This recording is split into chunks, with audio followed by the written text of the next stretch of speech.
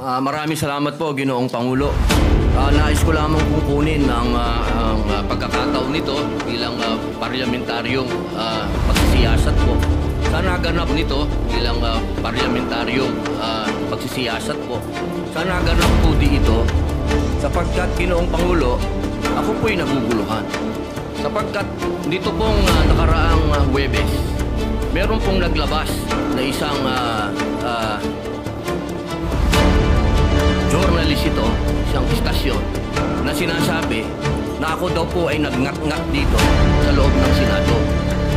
Ito po ay ano po yung middle finger po. Habang tayo daw po ay nagsasagawa ng lupang hinirang, nagpa-flag ceremony, ako daw po ay nagngat-ngat. At ito po ay naging malaking issue.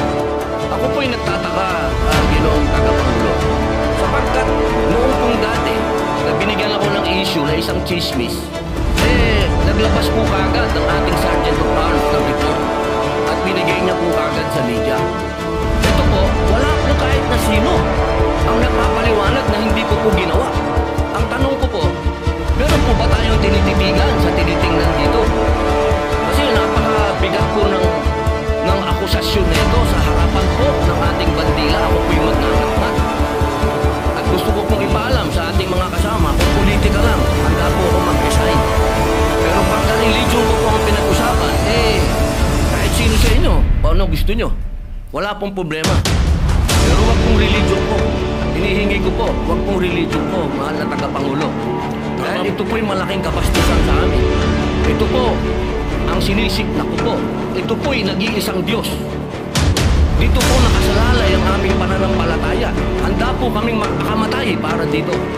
Sana po wag pong gamitin ito para siraan ako. Dahil sinasabi ko po, mahal na tagapangulo, kung gusto niyo ako mag-resign, ngayon na, kung gusto ninyo. Huwag niyo akong siraan. Yun lamang po. Maraming salamat po. tama po kayo, pero ngunit ang inyong lingkod bilang Pangulo, nakita ko po yan at sinabi ko sa kanila, tingnan muna nila yung mga litrato sapagkat pakita ng mga litrato na kayo ay ang pintuturo ang nakataas at may eksplanasyon na ito ay isang religious practice kapag kayo ay nagsasambalataya sa bandila.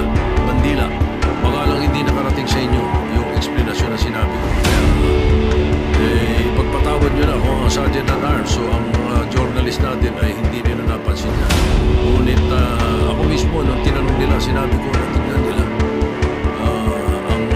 Meron mga pinakitang litrato ninyo sa kabilang side na malinaw na hintuturo ang inyong pinapakita.